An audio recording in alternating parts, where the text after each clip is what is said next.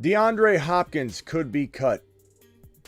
That's what we're hearing. I don't know if I buy it, but the Cardinals are reportedly maybe going to consider cutting DeAndre Hopkins. I'll talk about that and more.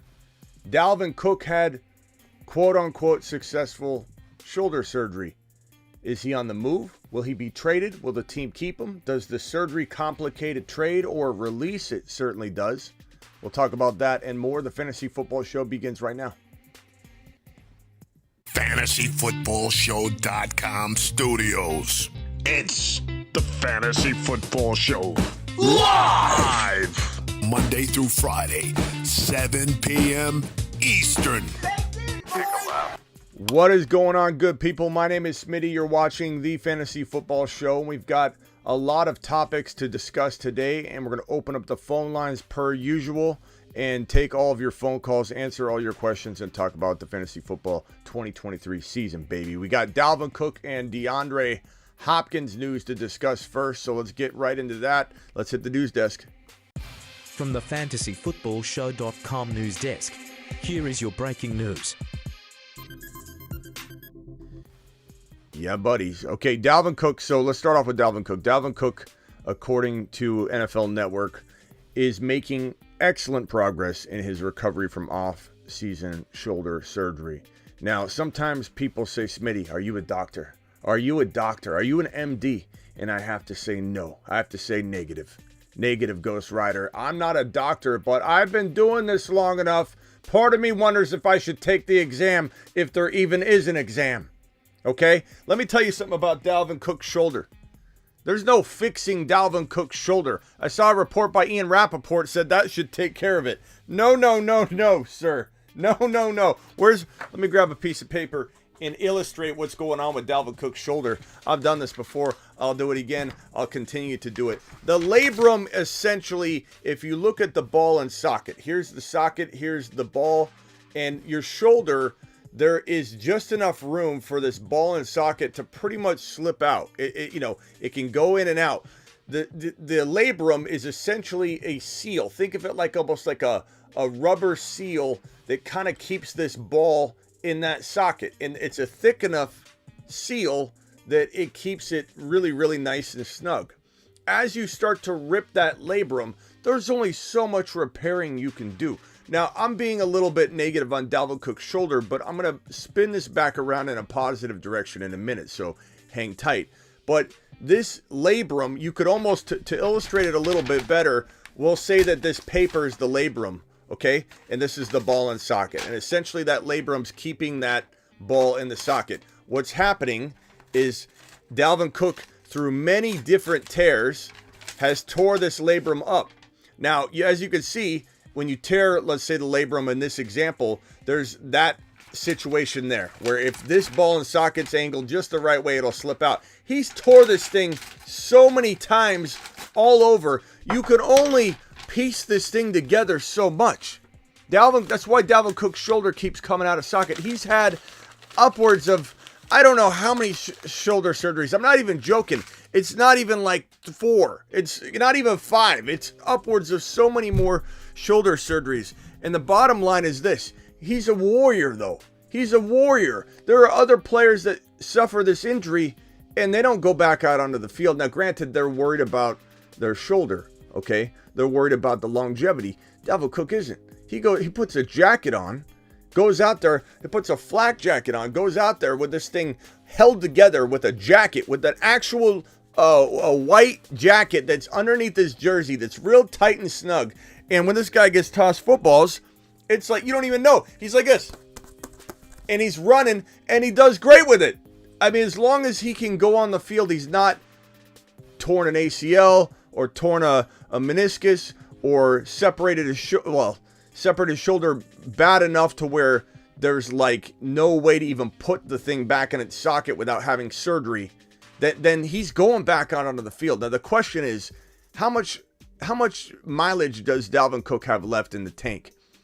Based on, let me give you an objective look at this, okay? Because if we look at Dalvin Cook's, how old he is, we look at that comparatively to all the other running backs we say are on the decline. He's entering his 28-year-old season. because he's 27 right now. His birthday's August 10th. He's entering his 28-year-old season.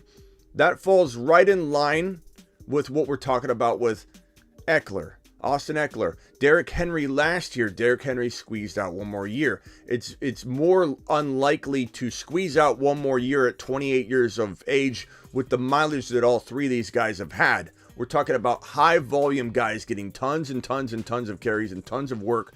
The likelihood, and Derrick Henry defied the odds for 1 year, but he's 29 this year, and the odds are even greater against Derrick Henry this year. Even if he starts off the year great, I don't want to hear, Smitty, it's week 2, we did great. Like, I know, I expect Derrick Henry to blow up in week 1, week 2, week 3. Pretty much, I'll draft Derrick Henry at the top of round 3 in any redraft league if there's trading involved, and I could trade him away by, I don't know, week 6, week 7, week 8, somewhere before the end of 2 months of play. I'm trading away Derrick Henry because that's when I expect him to fall off. He didn't drop off enough for me to worry about week 1, just like Eckler hasn't dropped off visually yet, so I'm not worried about week 1. But what we're worried about is the historical significance of being 27 years old, 28 years old, and 29 years old. Because that's the territory where running backs are going to teeter-totter and fall off. Hit that like button on your way in the door. We got over 100 people in here, and 26 rookie number thumbs. This is rookie numbers we're dealing with. 26 thumbs up. Punch that thumb up button for your boy Smitty. So I have to tell you, like, I'm excited about Derrick Henry, Austin Eckler, and Cook in new environments. I really am, because Derrick Henry in Tennessee with that bad offensive line, no passing game, awful situation. 8-man front after 8-man front, stacked boxes every single time he goes out onto the field. Derrick Henry's going to get hurt a lot quicker in that environment with the situation and the cards that have been dealt to him due to father time.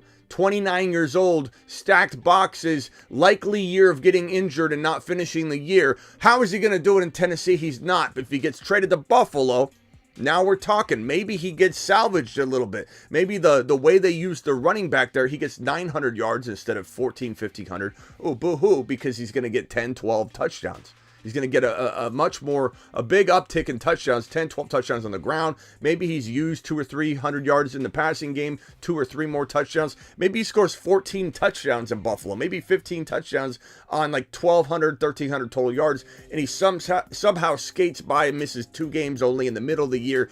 That's how I envision Derrick Henry getting 1 more year. Same thing with Austin Eckler. I don't know that Austin Eckler can be a workhorse between the tackle running back for yet another year at his stature when he was never designed by the fantasy heavens to actually go out there and be a between the tackle workhorse. Now, he takes care of his body like no one else in the NFL. Him and Christian McCaffrey both do. And so there's a thought that there's a percentage chance, maybe we'll call it 15, 20%, arbitrary number, totally making it up, but based on history, it sounds about right to me. 20% chance that Austin Eckler can play almost a full season, almost meaning every running back misses like 1 game, 2 games, not considering that a total bust unless it's week 16 and 17. Then it's just like, good God, he fell apart at the wrong time. Bust.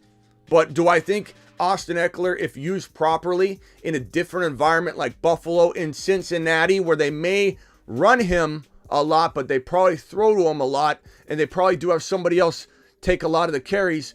If you have Derrick Henry in Buffalo, Derrick Henry in Cincy, Derrick Henry in Chicago, and he might get run a lot in Chicago. Maybe he does break in Chicago, but not as likely because he's not facing 8-man fronts. Teams are worried about where Justin Fields is. He's going to have open rushing lanes.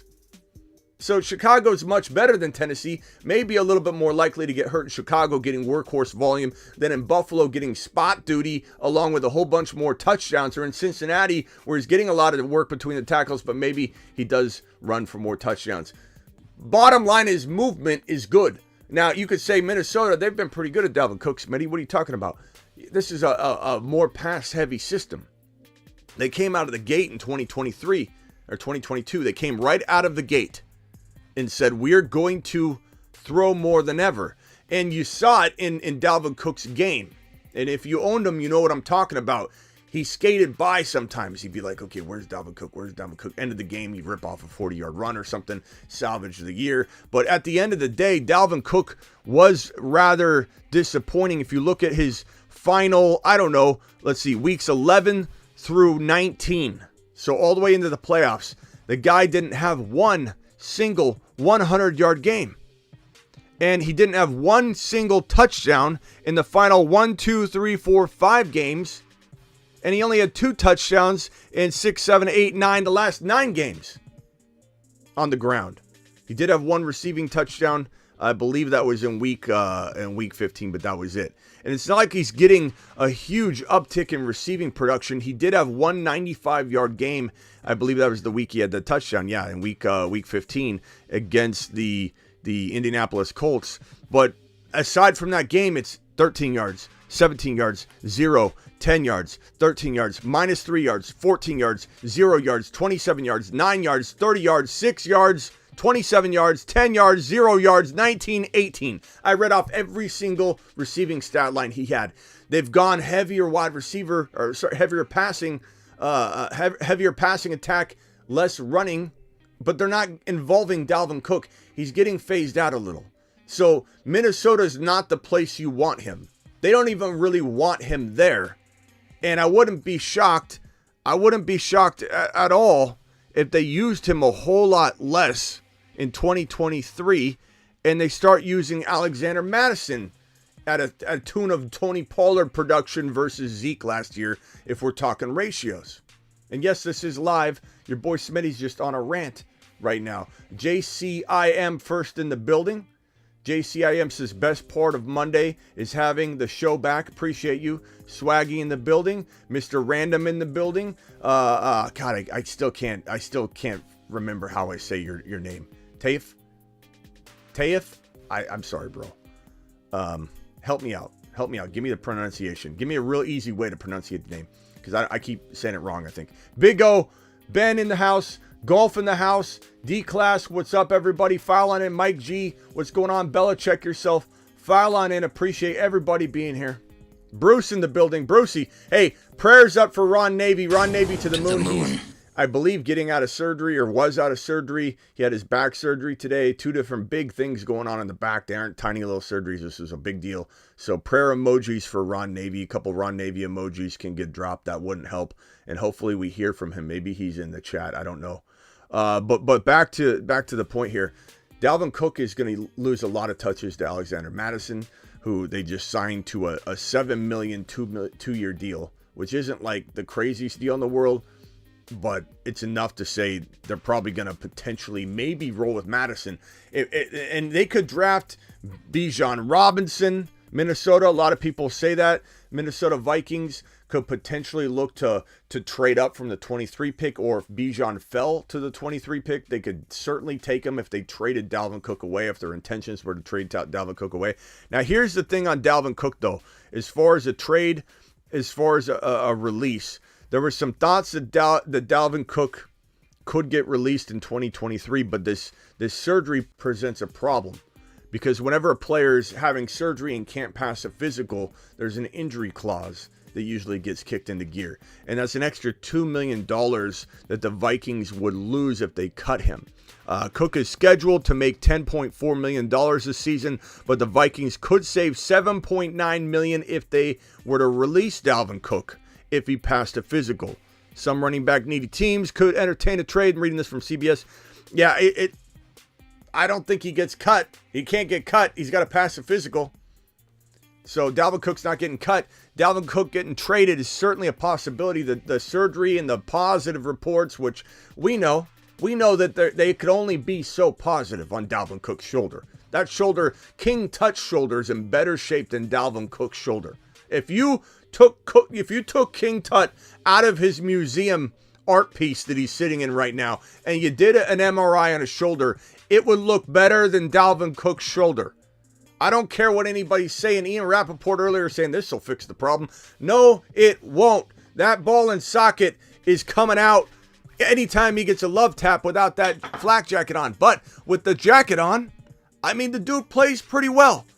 So I'm not too worried about it. I'm more worried about the mileage adding up, and being in Minnesota is not a good fit for him anymore. I don't think they want him there anymore.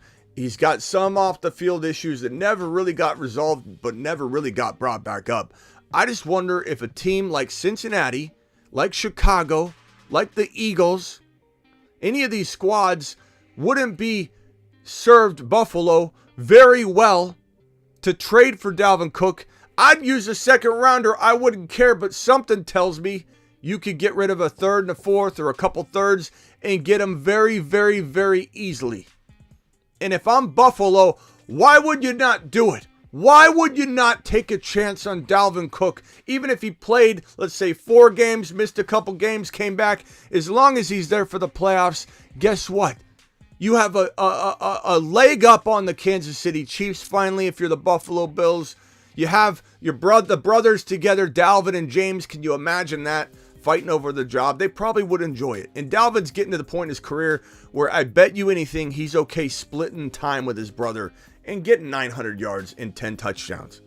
And honestly, I'd rather have that than the uncertainty of Dalvin getting hurt, not lasting, in Minnesota, failing, watching Madison come in and do the same thing, get a lot of the work. I'm just not feeling it. Not to mention, this team might go after Bijan if he's there at 23 overall. I don't know that he will be. He shouldn't be there, but this is the NFL draft. Anything can happen. Dalvin Cook, we'll talk about him in a minute. Hang tight on that. DeAndre Hopkins, this one's a crazy one. Got Brandon dropping a $10 wad on the screen. To the moon. All $10 haulers get a to the moon flight. So thank you, Brandon, for being an absolute monster. And Brandon says, Smitty, here, while I drink a little bit of my prime, because my throat is already getting dry. I'm already losing my voice because I talk more than anybody I've ever met in my life. I get that. I know that. Here, let me let the computer read your super chat, Brandon. Appreciate you dropping this amazing wad on screen, my man. Here we go. Brandon super chat, ladies and gentlemen. Brandon Friedrich superch of $9.99 from Brandon Friedrich. Smitty trade question. Yeah. Give up the 11 overall and my 7 rounder to get the 6 overall pick. Current setup is 2 firsts, 2 thirds, 2 5s, a 6 and 7 round pick. Redraft Loj 1 QB, Loj 2 RB, 2 WR1 TE, 1 flex. Give up the 11th overall in my 7-rounder to get the 6 overall. Give up my 11th overall and my 7th rounder for the 6 overall. Yeah, I mean, I look. Well, that's tough because I mean, 11 and 7. I mean, what if you want Bijan anyway at 11? So if you're gonna just move up from, I don't know, like if we look at this is from the Superflex video. Let me just use this since we got it already used and filled. So let's just say from, this is round 1, 2, 3, 4. This guy at 11, it just depends on who you think you're going to take. If you're going to take Bijan, you're going to get him anyway. So why give up this 7th rounder? And the 7th rounder could be pretty valuable. It's kind of where the drop off happens. So I'm not too worried about getting rid of the 7th rounder. But at the same time, it's like, who you taking? Who you taking at number, what was it, 7? 7 and 11 were the difference. I suppose you're not getting JJ, you're not getting Jamar Chase. What's going on with the camera here? You're not getting JJ, you're not getting Jamar Chase. So I'm kind of feeling like, I don't know. Can you give up your 8th rounder? That one I really don't care about too much. This one I just wonder if, like, right here, Drake London falls into this territory. Watson falls into this territory, so you're not missing out on them necessarily. I don't know. Pacheco falls sometimes into these territories. It is a pretty significant player to give up. I think this is where a big drop-off happens. But it just depends on who you're going to get. If you're going Tyreek Hill, do you really like Tyreek Hill over Garrett Wilson? Do you really like a running back here over Bijan? I don't know that there's a big difference. I feel like it's not a bad trade. I just don't know if it's the trade to make. So I'm probably going to say pass, but it's not a big deal. I mean, I'd probably say pass, though. Appreciate you dropping that super chat. Let me know if you got a follow-up. Okay, so DeAndre Hopkins potentially could get cut. Where's this coming from? Where's this coming from? It's coming from NBC Sports. I mean, it's coming from Sports Illustrated. I just don't know if I buy it. I don't know if I feel like the Cardinals would be willing to cut DeAndre Hopkins. Now, let me read this report. If Hopkins is cut, it's possible the Cardinals would look to cut him as a post-June 1 designation, which would save $19.45 million against the cap for the season. Entering his 31-year-old season, Hopkins would undoubtedly have a strong market in free agency. They're thinking, basically, this report anyway, that the market's so bad for Hopkins given the asking price of the Arizona Cardinals, and they're asking essentially what we've heard is they want Christian McCaffrey, cost of trade, which was a second, a third, and a fourth. I don't think that they expect to really get that. That's probably their high asking price. But even if they were to get a second rounder, I don't know why a team wouldn't do that, because you control your own destiny. If he's a free agent, then he's competing. You're competing with all these other teams to get him if, let's say, you're the Buffalo Bills. Right now, you can get him for a second rounder. Right now, the Bears could get him for a second rounder. I guess if you don't want to make this trade, but you kind of do, but you kind of don't, you maybe wait and see what happens. And if you're Chicago, maybe you just come in and you say, hey, let's go ahead and bring in DeAndre Hopkins, who's a free agent if he is cut, and he probably wants to play with Fields, a mobile quarterback. We've got Ron Navy on the line. Ron Navy, how was your surgery, buddy? Hey, I survived. Are you hopped up on pain meds right now? Percocet. I'm surprised you were able to dial in. Well, I just got situated in the recliner, and who knows? I might actually, if I go silent, then you'll know I fell asleep. Yeah, you might be our fourth or fifth person, fourth person to fall asleep on the phone line. I think fourth or fifth. Yeah. So everything go well? You feel good? Everything successful? Surgery? Yeah, everything went well except I set my alarm for like 3:45 and didn't hear it go off, and I was supposed to be there at 5. Woke up and it was like 3:30 or 4:39. Well, and so we had to rush around, jump in the car, forgot the phone, get over there. It was about 5:18.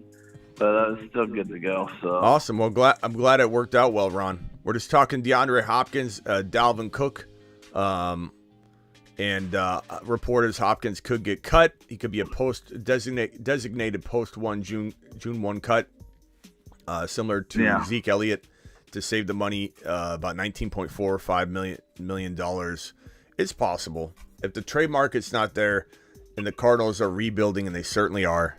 He could get cut. I just didn't think. This is crazy. Lamar, no market. Hopkins, no market. I don't even get it. I mean, CMC barely had a market last year via trade, and look how dumb that looks for teams that just acted like that wasn't a good move. It's crazy to me. The NFL, the way they value these draft picks is asinine. Just ridiculous.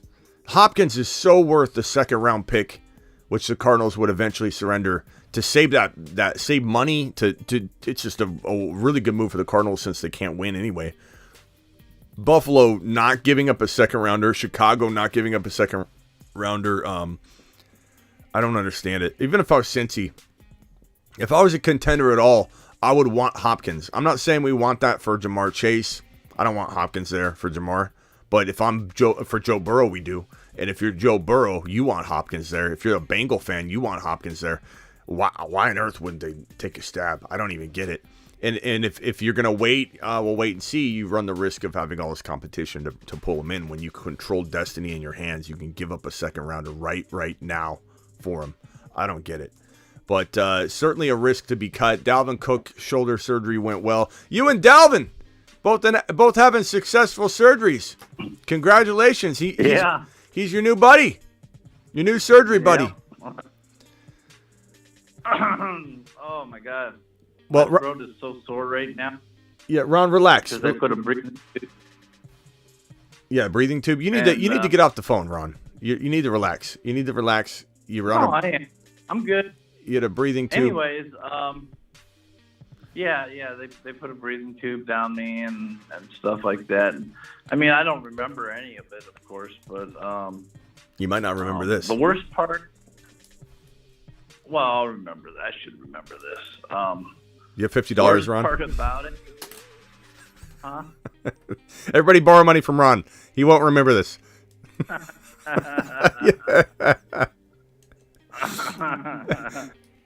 All right. Yeah. Go ahead. That's funny. But no, the everything went great. He took out the cyst that was in there and I guess took out some ligaments and Oh boy. and there was a couple different things. It was over a 3-hour surgery, Yeah. but he said it went fine. He told the wife that everything went great. I go in there for the surgery and he starts singing. He comes in the room and he starts singing "Happy Surgery Day to You." You should have told him to get burrowed. You should have sung him. Yeah. You should have sung him the Brees Hall song. He knows Burrow. I mean, that's where they all work on the pro athletes there at Andrews, so Get burrowed. he knows those guys. He did surgery on Metcalf. Nice. And I bet it took several different players. I bet it took several surgeons to have surgery on DK Metcalf. How's it going over there? How's it going over there on the other side The of worst DK? part right now is they put a dang catheter in me, Oh, Ron. and so I get up and I go to take a leak, and it's like pissing razor blades. Hurts so bad. Ron, you need to rest. Okay, I'm gonna hang up on you because I want you to rest. You listen in. I'm not letting you waste your voice and all your energy. I'm standing. I'm putting my foot down. I'm putting my foot down. Call in again sporadically, but you're not. I waited. I got all my stuff situated, and I waited to call in to be able to All right. conversate. At least rest your voice. So hang tight. Let's go over to Steven from Massachusetts. Steven, what's up, man? Hey, what's going on, my man? I'm good, bro. What's up? I'm good too, man. Spend my weekend watching the good old wrestling. Now I have to hear what Smitty has to say, so I figured I'd give him a call and talk to him about this DeAndre Hopkins news. Yeah, I don't know what's going to happen, to be honest with you. I feel like they shouldn't release him. I feel like it's ridiculous to not try and trade him and just keep working the maneuvers. A lot of people don't want to surrender a 2023 first rounder, so maybe the Cardinals just reset expectations, trade him for a 2024. But I don't know. Releasing him seems like such a waste, and I hate that teams are just sitting there going, we're going to take him as soon as he gets released. But again, I don't understand why a team like Buffalo wouldn't say, screw a second rounder. Let's just give it up and go get Hopkins now while we can control the narrative here instead of waiting for him to hit free agency, and then everybody can have a crack at him. So I don't know. But it sounds like it's a legit concern. If you're concerned about it, if you're a Cardinal fan, concerned that he's just going to get outright cut because it saves $19.45 million. Now, Smitty, I know that you live out in Arizona, but do you follow any of the beat reporters? Is it because of their asking price that they're just asking for a higher thing and teams are just not saying no?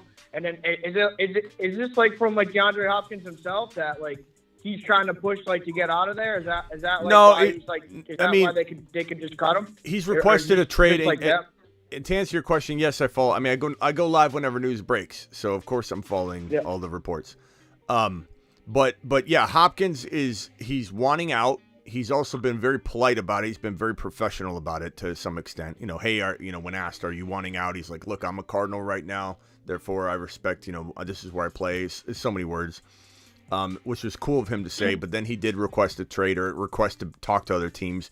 Doesn't sound like it's going well, which is why this report's surfacing. But, bro, it is smoke season. This is a Sports Illustrated reporter that says some teams believe the Cardinals could cut DeAndre Hopkins. So it says right there, some teams believe. Oh, okay. You know, so we don't really know. It makes sense from a financial standpoint if he doesn't get moved or traded, which it does match up a little bit that there's no buzz at all on a team wanting to acquire Hopkins at a near the asking price the Cardinals are asking for.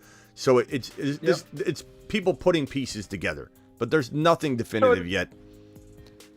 So I'm sorry because I read that wrong. So it sounds like what it is that Cardinals are putting like their asking price out there, and some of these teams they don't want to budge because they're almost like putting like the Cardinals at. They think that if the Cardinals don't get like what they want, that they're just going to cut them instead of like keep them. Is what you're trying to say. What I'm trying to say is, if I'm the Bills, why would you want to play that game? Because now you're competing with everybody else when you can just control your destiny.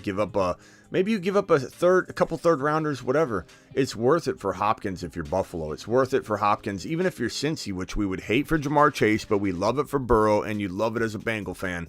And you know, Burrow would to the moon with Hopkins on top of what he has already. One of the biggest knocks on Burrow, this is not a negative on Burrow. You could say the same thing if Diggs went down. You could say the same thing about a lot of quarterbacks. If A.J. Brown went down, you could say it about Jalen Hurts. But one of the biggest things is that if Higgins or Chase, and they both have missed some time recently, if one of them is out, it is a little easier to contain the Bengals offense, and it does have Burrow producing a little less fantasy football production. Now, granted, the offensive line's being improved a ton this offseason, so I think that'll also help if, let's say, Chase missed 2 or 3 games or Higgins missed 2 or 3 games. I think ultimately Chase needs to be on the field. Chase is the one that's tied directly to Burrow in some sense of having the monster games, but you put Hopkins on that team, I mean, that's a difference maker. Like, if you go get Derrick Henry, that's a difference maker. You go get Hopkins, you're talking about maybe being the favorite to win the Super Bowl in 2023 by a lot of people's account. Like, you know what I mean? Like Ron, we'll go back to Ron, and we're gonna play Ron about 10 to 15 snaps today. We're not putting him in the full game. Ron, Hopkins in Cincinnati. Don't you think that would be not good for Chase, but overall everybody else would be good for Bengals, Burrow? I mean, obviously bad for Higgins too, but I think it would probably be worse for Higgins than Chase. Chase is going to get used no matter what. Yeah, I think it'd be great for Chase because it's just going to even open them up more because now they got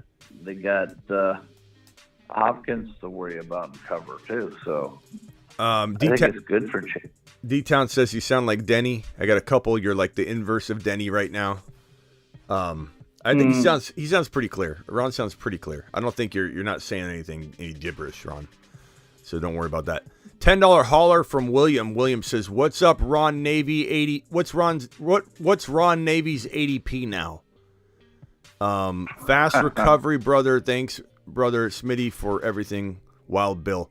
I didn't know this is Wild Bill here. Wild Bill Hillcock. It makes sense. Wild Bill, appreciate you, pal. Call in if you want. Thank you for the super chat. Wild Bill, sending you to the moon like I do anybody that drops a $10 hauler. Yeah, we'll see on this Hopkins thing. Whoops, wrong screen. Anybody want to call in? Call in. Steven, what else you got? Just a couple things, because I don't know if you got to cover this today yet. Did you? First thing was I don't know if you saw that Baltimore Ravens. Adam Schefter said this morning that Baltimore Ravens offered Lamar Jackson a contract. I think it was he. They're saying now that he only wants 1 year, $15 million. I didn't know if you saw that. And then the other piece of news that was trying to break today was the Tennessee Titans trying to trade up to the number 3 spot with Arizona.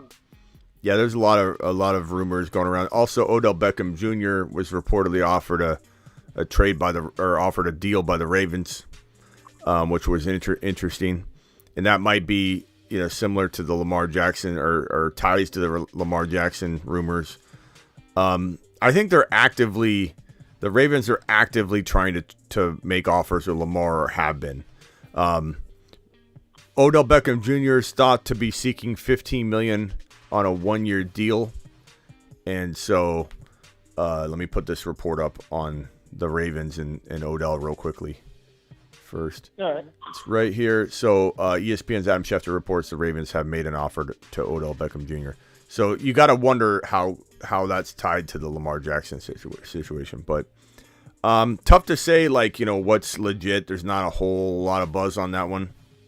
Let me see if I can find anything specific that I can pull up on screen here. But, I mean, they're constantly in communication with Lamar Jackson. They've been trying to offer him deals. I'm sure that it went quiet for a little bit. Let's see here. Yeah, the last report by ESPN was that he isn't demanding a fully guaranteed contract, just a guaranteed portion of it that's larger than Deshaun Watson's, which a lot of people balk at and think isn't going to happen. But if Joe Burrow, who's potentially going to get a new deal, might be right after the NFL draft. Could be before, but I doubt before. It could be, though. You never know. But if Burrow gets a $500 million deal, $500 million, $50 million a year, it's gonna be pretty hard for anybody to justify, because that guaranteed money is gonna be above Deshaun Watson's. I believe it's gonna be pretty hard. Granted, it'll be on a longer contract, but it's gonna be pretty hard to say that Lamar Jackson's getting over at least $200 million guaranteed is gonna be a ridiculous asking price. So we'll see. We'll see what happens. But yeah, there's certainly a bunch of buzz around that now. Nothing super concrete though. Let me pull up Ian Rappaport and see if there's anything this second on Lamar, but I don't see anything.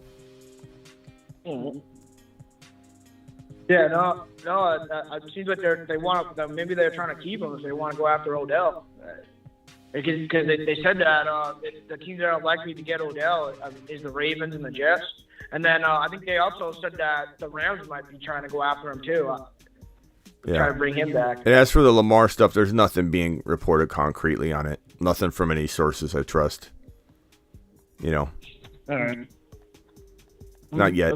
But doesn't shock me that they're trying to negotiate with him still. But there's nothing that like any of the big dogs are reporting on at all. All right. I was going to say, what do you think about that news with Tennessee trying to trade with Arizona? Because I think Arizona's trying to trade up that 3 to take a quarterback. There are a lot of teams. A lot of teams are going to try and get that 3 pick. It's the best pick in the draft right now that's available. Panthers probably won't trade their pick. I don't think they will. They've been very, very excited about the quarterback prospects and the prospecting. So people have said they want to trade down. I think it's all BS. Maybe someone floated it to see if they could get an offer they can't refuse, just to see. Like if I was an owner at 1, I guess I would be like, well, leak it. Let's see if somebody comes knocking down our door and whatever. But the Texans aren't trading down. The Panthers aren't trading down unless something crazy happens. So the Cardinals have the best draft pick in the NFL draft that's available. And part of me thinks it's going to be a during the draft trade, because I think ultimately, think about it from like the Falcons' perspective, or if you're even the Raiders. The Raiders are looking hardcore into these quarterbacks, and they just signed Jimmy G. Yeah. But if you're, let's say, the Titans, or you're the New England Patriots, you're Bill Belichick even on the clock, you're the Falcons, you're the Lions, whoever, and you're like, we would go get Anthony Richardson, but what if he's not there? We don't like Bryce Young. He's too small. It's not crazy to think a couple of these teams don't want Bryce Young, because Bryce Young is, to some people, the size isn't a problem. So to other people, it is a problem. So if you're going to trade for that 3 pick and you only love 2 quarterbacks, you're going to wait. So let's say Anthony Richardson falls, and I think he will. I think it probably at this point it could change. My opinion could change drastically, very quickly. But it probably goes Stroud, Bryce Young. And if it goes Stroud, Bryce Young, Anthony Richardson's going to be sitting there. I wish the Cardinals would take him, but they're not going to take him. But if the Cardinals trade that pick to the Falcons or whatever, it's going to be that team saying, oh, God, he's there. Let's go get him. And then it's a draft day trade. Now, something could happen ahead of time. Maybe a team loves all three of the quarterbacks, so then that way they would want to go after it ahead of time. But part of me wonders, what if the Cardinals don't trade it at all, which is going to be crazy, and they're not going to take a quarterback based on what Gannon said about Kyler, and the Colts get Anthony Richardson at 4? That's going to be pretty cool. Okay. What are they? So, if they do, if the Cardinals do, because I know that's your team. If they do trade out of that 3 spot, is there a prospect that you're hearing that they like and that they think that if they trade, that they can still get that guy? Are you hearing anything about that? There's all kinds of rumors. There's, JSN rumors. There's defensive players, offensive line. There's rumors all over the place. There's nothing concretely being released. There's no idea. The Cardinals haven't said, "Oh, we're going after a wide receiver." It's all spec. 100% spec. But Cardinals taking JSN would be smart, especially if you're getting rid of Hopkins. You start planning. You start planning for that. That's what I would do. You think about it. Their number 1 receiver is going to be Rondale Moore, right? So I think they're pretty sure that they got rid of Robbie Anderson too. No, they Hollywood Brown. They got Hollywood Brown. Oh, that's not fine now. Oh, okay, all right. I forgot about. Forget about him. Yeah, Bella, check yourself. $5 hauler. Appreciate that $5 hauler, pal. I'm going to send you to the moon just because you're a boss. And let's see, what does the super chat say? It says, whoops. Todd Bowles says he wants Rashad to be a 3-down back. I was going to do a video on this. I haven't done it yet.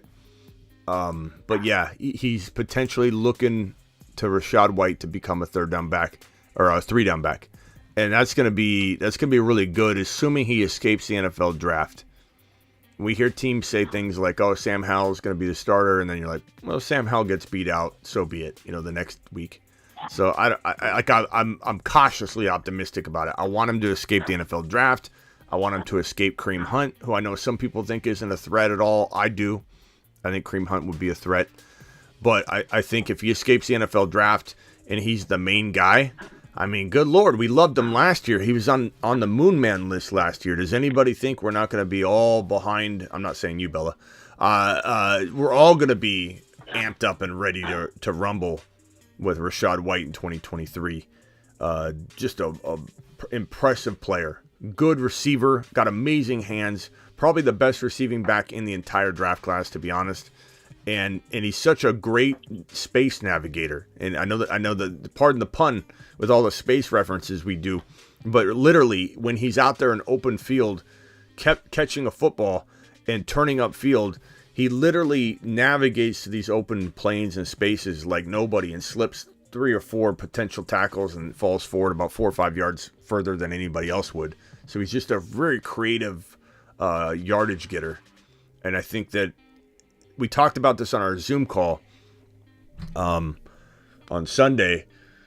How much do we love Baker Mayfield in Tampa? Well, we don't love Baker Mayfield in Tampa at all, so I wouldn't say how much we love it. How much do we despise it? Do we feel like there's a world where Baker actually delivers? And quite honestly, on the Zoom call, by the time we were done with it, I started convincing myself not loving, someone said I missed another super chat, not loving Baker, but not hating as much as I originally did. We got a $20 hauler from Nate. Hold on a second. I got to get to this one real quickly, and then I'll continue on this topic because I want to keep going there. Wasn't able to make it. Let's read this off with the computer while I get the funds ready to disperse. Nathan Sue purchased $20 from Nathan. Wasn't able to make it live to your Fields to the Moon show. Just want to let you know I couldn't agree more, Smitty. He's 3rd on my QB board this season after Hurts and Mahomes. Easy league winner with what the Bears are doing. Yeah. So can you guys hear that okay? Is that loud and clear with the computer reading that off? Yeah, I was able to hear that. What about everybody else in the chat? Were you able to hear that very, very clearly? Thank you, Cop Watch, for reminding me about that super chat. Thank you. Sometimes I miss them when they go by fast. Thank you, Nate. Nate to the moon, first of all. Okay. To the moon. Second of all, Nate, you get a little rain dance here. Where's my... There we go. Can you guys hear that okay? All right, here we go. Nate, this one's for you, pal.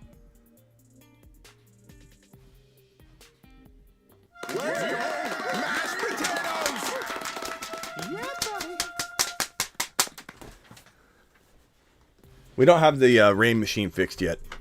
It broke again. We fired off so much. Okay, where was that? Thank you, Nate Dogg. Appreciate you. Oh, but yeah. You're talking about couldn't agree more. He's third quarterback on your board. Hurts and Mahomes, easy league winner. Definitely feel like Fields is to the moon. Just straight to the moon. I love that people are doubting Fields. I don't know why. The weirdest thing about Fields is that his ADP, Ron, is the third quarterback off the board. Whenever we do an underdog draft, he's the third quarterback off the board, yet it doesn't compute or feel like it's parallel with the vibes you get when you talk about Fields, because it's like all it takes is 2 or 3, 4 people in a draft to love Fields for him to go third, right? With the way that everything falls. But at the same time, it's like it feels like it's 40% like doubt in Fields being even a top 5 quarterback by some people. It's crazy. I don't understand the disconnect.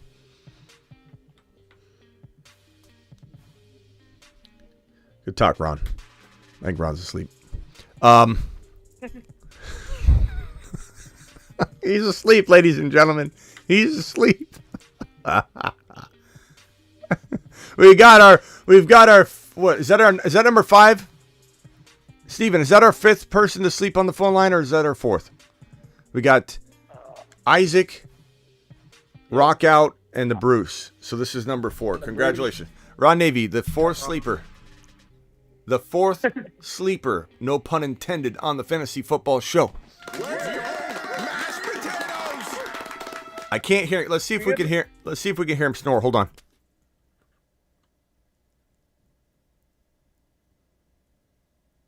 I don't hear him snore. He's probably smart enough that he muted it before he started to fade. That tricky Ron. But yeah, love it, Nate. I can't figure out why there's the disconnect between all the doubters and him still going third. It's crazy. I mean, we know why. It just takes 1 or 2 people. But yeah, Ron calling and post up. I knew it was too much for him. I could tell. And so I wanted to, but it's okay. I tucked him in. He's wanting to hear the Fantasy Football Show whispers in his ear while he's all perked up and on the recliner. Bella, to get back to this, bro, I'm telling you this right now. Rachaad White, you're going to see me get behind Rachaad White again like I did last year if he escapes the NFL draft. And it's not that I'm not behind him now. His ADP is pretty reasonable. So, like, I'm not avoiding him by any means. But I'm not, like, promoting him as a monster win-a-league player yet because he needs to escape the NFL draft. If he escapes the NFL draft, where teams love to take running backs in the 2nd, 3rd, and 4th round that shouldn't be there, we'll be celebrating Rachaad White season because this guy's got all the tools. And as I was saying, Baker Mayfield, as we talked about it on the Sunday Zoom call, and if anybody wants to be a YouTube exclusive member and get on those Sunday Zoom calls, it's the $9.99 YouTube exclusive membership. And if you don't want that, I just dropped the link. If you don't want that, get the $1.99 and support the channel. Get the green name, get all the emojis. I just dropped that link in the live chat. It's also in the description of every video to be a YouTube exclusive member. But on the $9.99 a month Zoom calls we do every Sunday, we talked about Baker. And the honest truth is, like, he's not great, but he did prove to do pretty well in LA in obviously a very short window of time. And I know he failed everywhere else he went, but he's proven to have a good arm. Like, he's got a good arm. Maybe he's not a great decision maker, but he's got a good arm. And he's got a defense, 2 very good wide receivers, and a good running back. Let's see what he can do. I'm kind of okay with maybe where Rachaad White is. Maybe it's the perfect combination of being able to move the chains, but playing from behind in the 3rd and 4th quarter enough to get him the football and throw him the football, get him some PPR work. So maybe it just works out just perfectly. I don't know. Steven, what are your thoughts, Steven, on Rachaad White?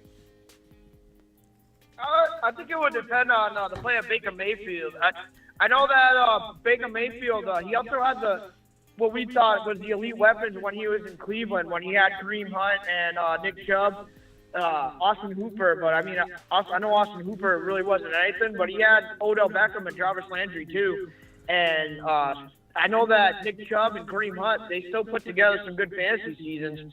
So if Rachaad White's is that guy. I think he'd be okay. I think the only problem with him too is how the Tampa Bay offensive line is gonna shake up. Guys, I think wasn't it like last year? I think they had like a couple injuries on the offensive line. If those guys come back healthy, then maybe Rashad White could end up having a decent year. If like you talked about, if they don't bring anybody else in, because I don't think they really have anybody. I think it's just Rashad White, Keyshawn Vaughn, and is Giovanni Bernard still on the team, or did they get rid of him? No one knows. Yeah. He's one of those guys where nobody really knows. Is he in the league? Really? Hold on. That's when Kenny Galladay was cut. It was like, oh my god, that guy's still in the league. Hey, East Coast Tatty gifted 5 exclusive memberships. Tatty, I'm sorry, I just saw it. Mashed potatoes. Tatty to the moon.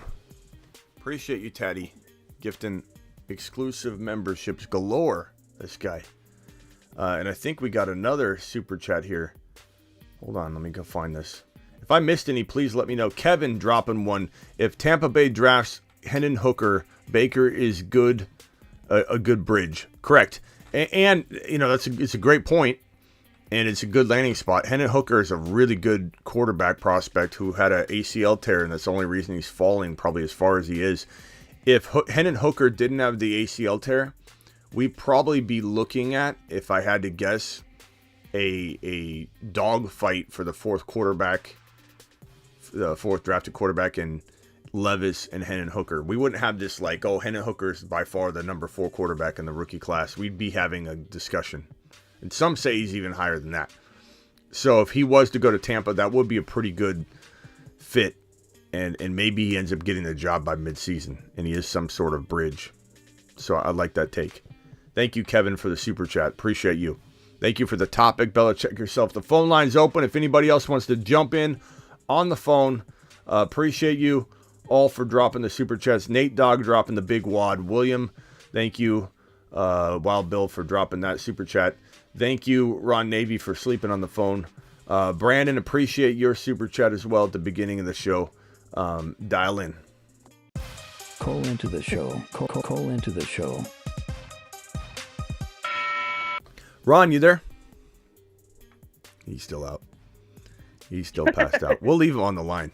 He was smart though. He muted himself. I know he did. Let's listen. Yeah, he muted himself.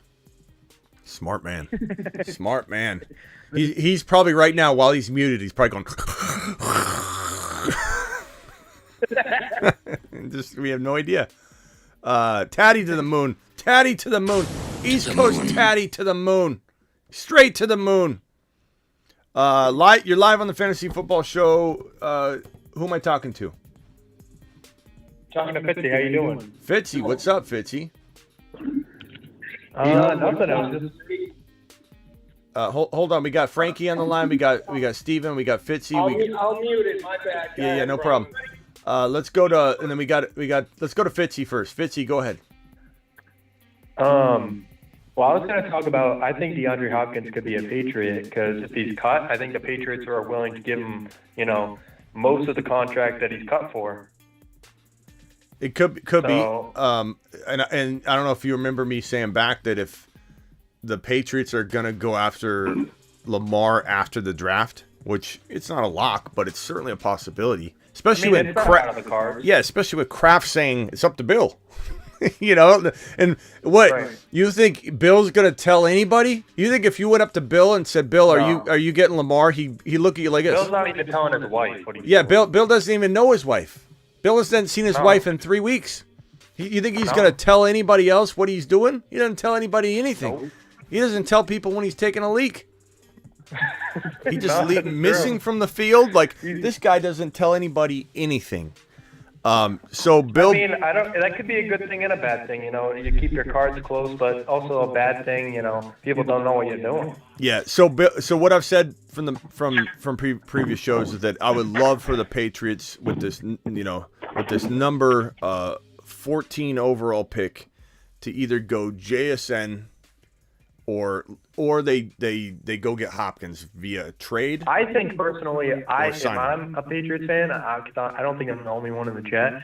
I want them to take a tackle at 14 and sign Hopkins. That would be fine. the ideal. That's where I was But going. if we take JSN and not get Hopkins, I wouldn't be mad. It's just if we got Hopkins and a tackle, the line is boasted, and Stevenson would have a good season, and he's gonna have a good season no matter what. But yeah, that's where I'm going with this. So if JSN gets taken at 14, then you could go after Hopkins too if you wanted, but you're not using this 14 overall pick in the offer sheet acquisition of Lamar. You wait till the draft's over. That's why Bill's being quiet. Yeah. You use it on JSN or a tackle, whatever you want, and then you go get Hopkins via trade. Honestly, so you don't run the risk of not having him. But if let's say so be it. He's a free agent. You bring him in. You overpay him over what anybody else is going to pay him, and you tell him Lamar's coming. Lamar's coming, right. And he'd want to play with Lamar so bad. This guy plays with mobile quarterbacks. That's all he's played with. He's either playing with Fields or Lamar or Josh Allen. Watson. I almost feel like you never know what could happen, but money talks. But I really do envision him playing with Lamar, Fields, or Josh Allen because they're mobile quarterbacks. That's what he's used to. Right. Right, and I feel like in a Patriot system, Lamar Jackson would be a lot better of a thrower. I feel like they would really dial it in. That's just me, but yeah. Hey, because we got the big tight ends, we got Gesicki, and we got Hunter Henry. Fitzy, hang tight real quick. Dakota, you're live. Hello? Oh, hey, Dr. Smitty. How you doing? What's up, Dakota? Since you're talking about Rashad, I figured I'd ask about Miles Sanders. He's also talking about being a 3-down back and maybe some more reception work. So I was curious what you thought about him. I know the offensive line isn't up to Philly standards, but I thought maybe it's a good spot for him. Yeah, it's not bad. Miles Sanders, that line, the staff, it's a pretty darn good location all in all. I have to admit I don't love Miles Sanders, but I feel like Miles Sanders is probably going to have a much better season than I anticipate. That I anticipate he will, or I anticipated he would before that trade. Like, I wasn't a huge fan of Miles Sanders, but I feel like this is a good location. They couldn't be a better location for him. So we'll see what happens. I mean, he's definitely going to have the opportunity. They seem to love him. I think that he's been a victim of the usage of the running back and how Philly uses RBs. And maybe it's a cautionary tale to us all that wish Bijan to go to Philly. We wish Gibbs to go to Philly or Charbonnet to go to Philly, when ultimately they do use their RBs similar to Buffalo, and that you can't predict it. It's kind of hard to know what they're going to do with the RB. They have running quarterbacks in Josh Allen and Jalen Hurts, so there's vulturing that takes place. This might be maybe I miscalculated how good Miles Sanders can really be, and even he would say, "Hey, do I take you in fantasy?" I don't know if you remember his response was, "I wouldn't even draft myself in fantasy," and everyone's like, "What? Like, what are you talking about?" And he's like, "Yeah, I don't know if I'm going to get 7 carries one game, 2 carries one game, or 15," and really he was just speaking the truth, and it was facts. We didn't know what he was gonna. He didn't know what he was gonna get, and the truth is maybe we just have this tainted view of him, and I'm included of that bias potentially, a tainted view of Sanders that he needs to reshape in my mind, and unfortunately I feel like that's where I'm at. I need to see it. I don't feel like I'm ready to accept that he's just this top, 15 running back yet, but could he be? Certainly. It's a good topic, bro. I'm definitely not against him, but I find myself, it's very hard for me to draft him as a high-end running back too.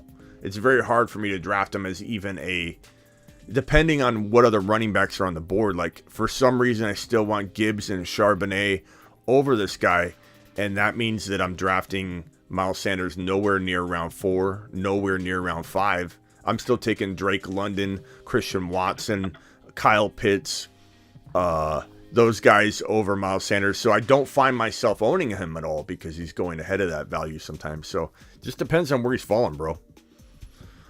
Gotcha. You mentioned the vulturing. I've heard the opposite argument that when you got a good running quarterback, the defense is with the fakes. They're looking at the quarterback, and it helps the running back out. Case by case, my friend. Totally depends on the offensive line. Totally depends on the play calls. Totally depends on so many things. I don't think there's a blanket way to label that. But, it could be the case in some scenarios. But certainly your offense has to be good enough. If you've got a vulturing quarterback, your offense has to be good. Look at Montgomery last year.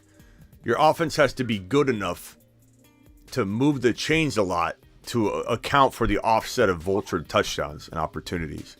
So in the case of Fields running all over the place, vulturing without the offense being able to move the football down the field outside of that, you didn't have that happen in Chicago last year. Gotcha. So, I think that, we'll see what happens with Miles. So it's a good topic. Let's go to Frankie real quick. Frankie. Hey, what's up, Smith? What's up, Frankie? What do you want to talk about? You know me. I was calling to talk about the good news we got from Todd Bowles. Rashad.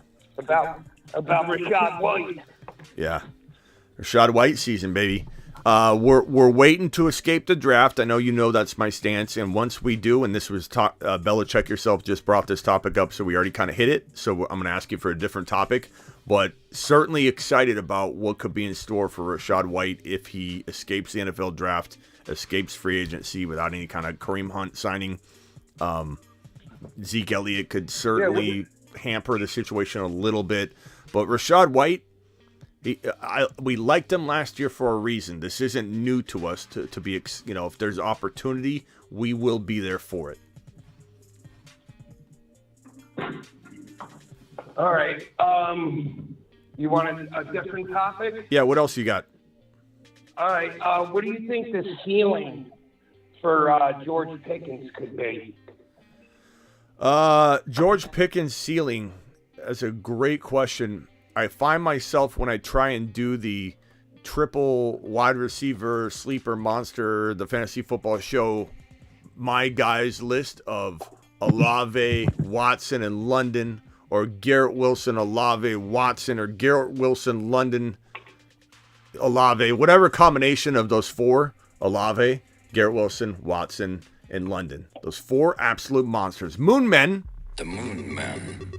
Dropping loads in outer space. Moon Men, I tell you, Moon Men, because London's on the list. Space Monsters. Garrett Wilson, Olave, Watson, these four monsters right here. Wilson, London, Watson, Olave. These are the guys. But Pickens is also on that list. And I find myself when I miss out on getting three of these guys, that Pickens is a real nice replacement. And I feel pretty good about it at the end of the day when I'm looking at my team. I like him a lot. I feel like he's a step below in terms of like how I feel, how much guarantee I feel that we're going to see what we're expecting. But he's still got the upside. The risk is a little higher, but the upside is still the same, is what I meant to say. So do I feel like I'd rather bank on London? Yeah. Would I rather bank on Watson? Yeah. Would I rather bank on Olave or Garrett Wilson? Yeah. But do I feel like with a little more risk of being what we think he could be, he's still got the same ceiling? He still could be a top 10 wide receiver. I think he certainly could. He's an amazing route runner. And if Pickett does evolve at all to the degree that the man sleeping on the phone line right now, Ron Navy, expects, if even it's a fraction of what he's expecting in his dreams right now, as he's sleeping in the lazy boy on our phone line,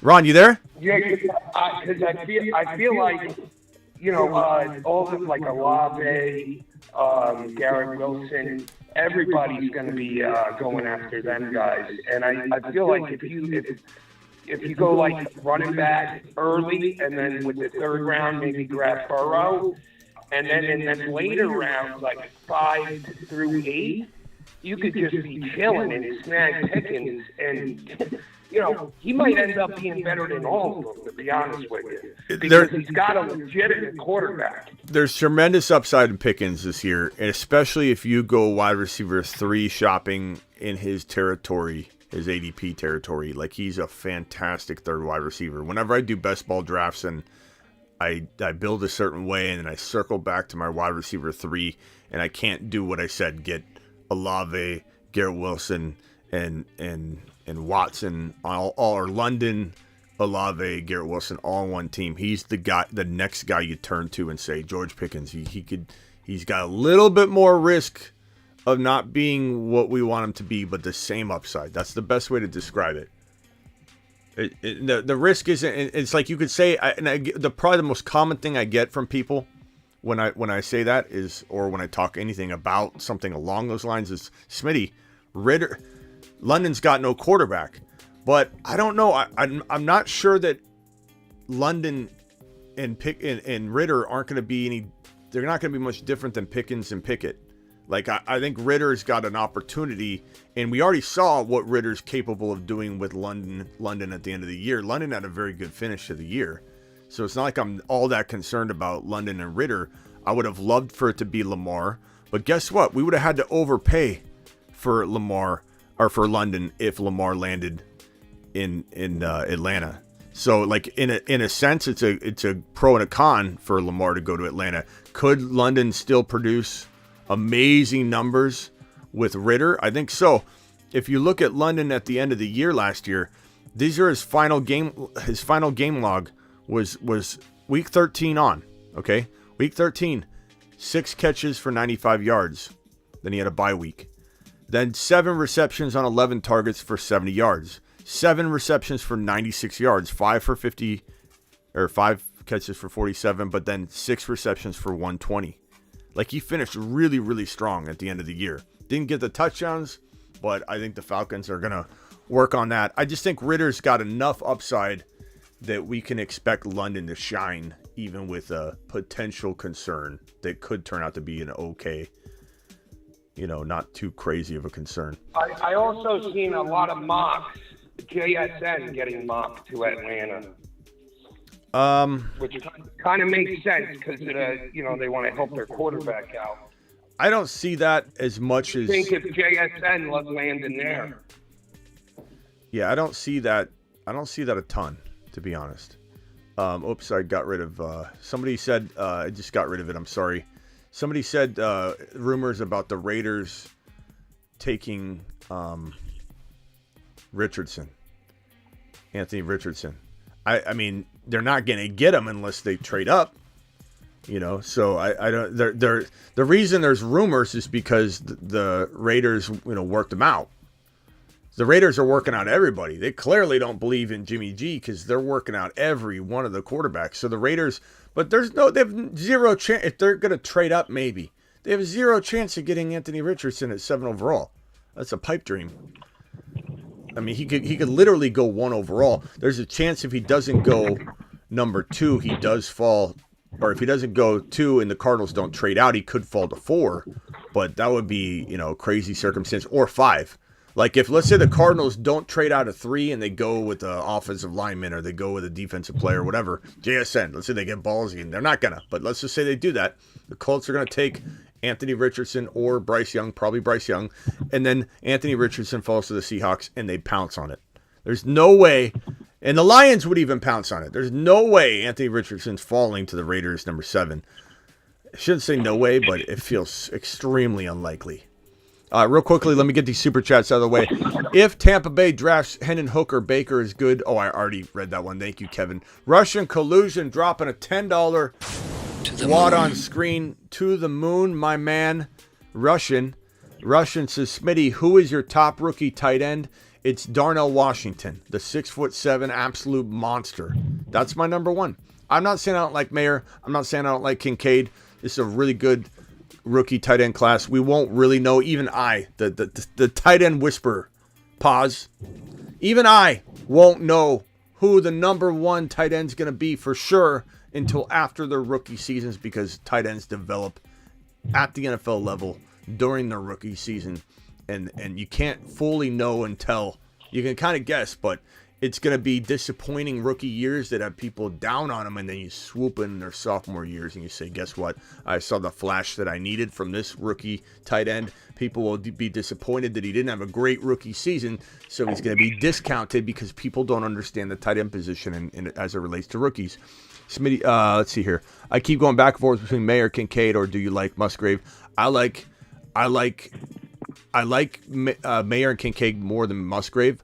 But I think Darnell Washington is a sleeper, big time sleeper. Let's go real quickly. I'm going to keep circling around the phone line so you'll get a chance to talk again. I got the Frankie, I got the Fitzy, I got the Dakota Dave. I've got a 214 caller on the line. Who is this? You're live. Hey, Schmitty, you hear me? Yeah, loud and clear. My name's Frank, first time caller, love the show. What's up, Frank? Hey man, I got a Dynasty question. So, I'm thinking of getting the 1.4. This is pretty much going to be Bryce Young or AR-15. I'm pretty much trying to send Trey Lance and Brock Purdy. Like, I'm worried. I think I don't know what's going to happen there, and I just feel like the upside with the rookies is better, but should I stick with Trey Lance or Brock Purdy? Because I hear there's a chance Trey Lance might get traded, so I might end up with 2 QBs. But to me, I don't understand why the 49ers would even trade Trey Lance with the rookie contract. Should I just stick with them boys, or should I go for the rookie and the upside? No one knows the answer to this no matter who you go to, just so you know. You go to me, you go to anybody, they're going to tell you this will happen, this will happen. No one knows. No one knows because Shanahan never, ever does what is logical, or sometimes this Niner quarterback room is never handled logically. So please don't listen to somebody as if it's gospel because no one knows. No one knows. Purdy might not be available till week 4, 5, or 6. He might be available week 1 or 2. Darnold could start week 1, and then you don't have Trey or Purdy.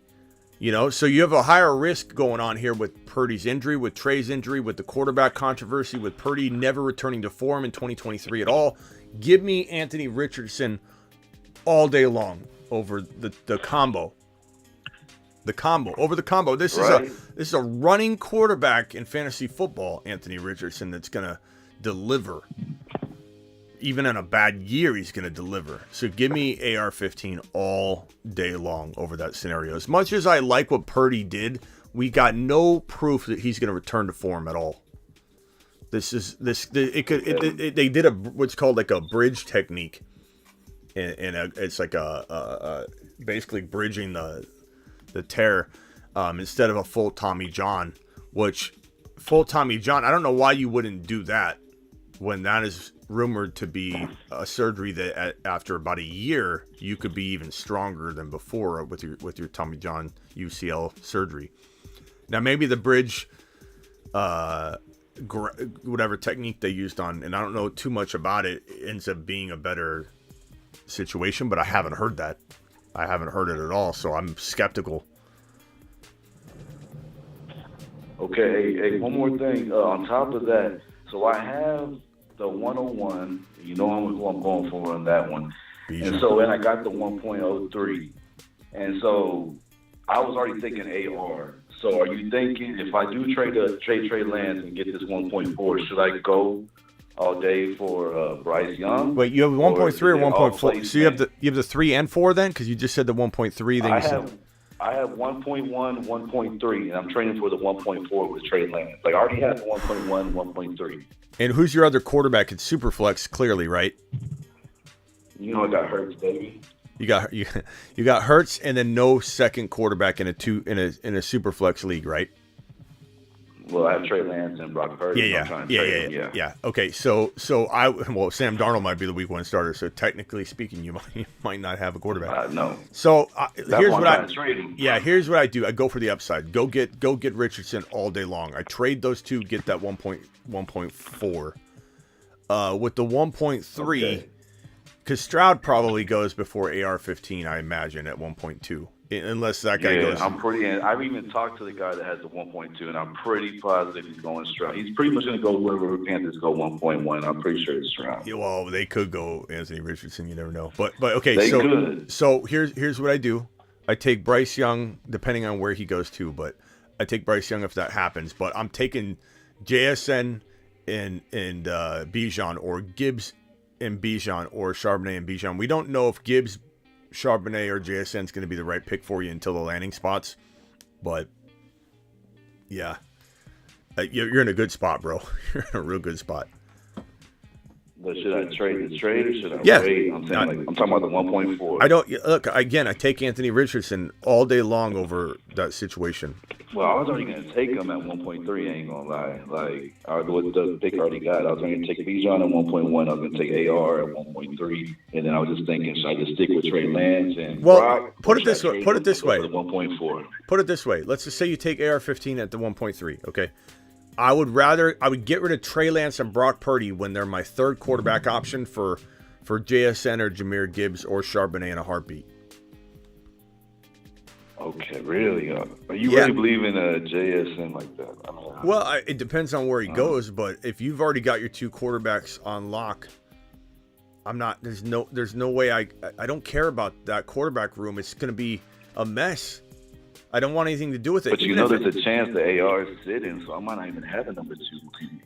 Well, there's a chance that Sam Darnold starts week 1. That's what I'm saying. That's why I was saying. So don't get Bryce Young with AR. Well, Bryce Young's gonna. I know Bryce Young's gonna start. Then go Bryce Young. I'm fine with that.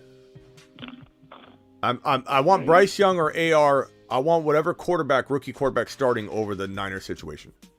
That's my point. Right. Okay. All right, hey, hold on 1 second, bro. Let's go over to Bruce. The Bruce. You can stay on the phone line, by the way. Yeah, Bruce, what's up, pal? I know this is kind of a weird one, but what do you think of that kid from Georgia? He said, "I'm not visiting anyone outside of the top 10." Who said that? What was this? Carter? The one was supposed to be the best player in the whole draft. Yeah, I don't know why. He said, "I'm not." But he said, "I'm not visiting anyone outside the top 10." What's your opinion on that? I think it's a dumb stance. I mean, I think Stroud and Anthony Richardson are visiting with teams that are outside the top 10. I mean, that's a dumb move. I don't know that Stroud is. I'm just kidding, but I mean, look, you're this is the big boy stage, and you're already showing signs of I don't know. It's not totally uncommon for a guy that is like unquestioned, but when there's questions surrounding you, I think it's a dumb move. Cards just write 2023 season off and focus on 2024. Probably primed to a degree. They'll try and win, but if they don't win, then that's the direction they're headed. But they'll try and win and keep afloat until Kyler gets back. Especially if they draft like JSN and they somehow win, like, let's say Kyler comes back week 7 and they've got 3 wins. You know, they're going to go for it, but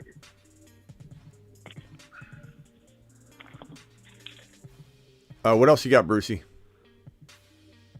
What do you think of KJ Osborne? Do you think, because I've seen a couple mocks where the Vikings take another receiver, and then I'm like, they might sign someone in free agency. What do you think on KJ Osborne this year? Not a lot of good wide receivers left in free agency. I have not updated this next screen, so there have been some signings, but like Lazard's, he signed. I don't know if I'm going to actually spend the time on this live stream to go through this and put everybody in their place, but we have like Lazard signed. I could put him over here. Let's just I'm not gonna. He's gone. Chark's gone. Maybe who's left? Like Odell, but he's not going to go to Minnesota, I don't think. Woods is already gone. I'm just trying to put everybody in the corner here. Julio Jones, Richie James.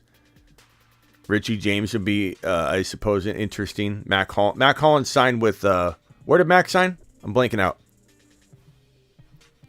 Hollins. Where was it? Falcons, right? Falcons, yeah, Falcons. Hollins signed with the Falcons. So, like, you have, like, Julio, Richie, James, and Odell. as like the top options. And I don't know if I'm missing somebody off this list, but there's nothing in free agency really left, bro. The wide receiver pool for wide receiver free agency was very, very slim. But will they go after a wide receiver? Probably. Will they go after a big name wide receiver? I don't know about that. You never know. I mean, Zay Flowers. What if Zay Flowers continues to fall, and he could be available at 23?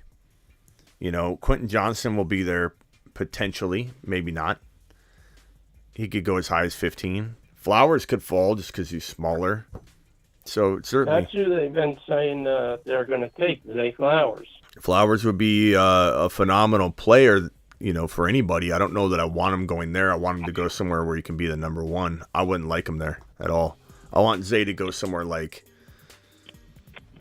Chicago.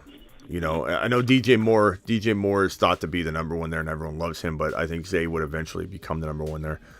Another team that I think I'd rather have Zay Flowers go to the Chargers at 21 overall. That would be phenomenal. I think he'd be the number one wide receiver before long.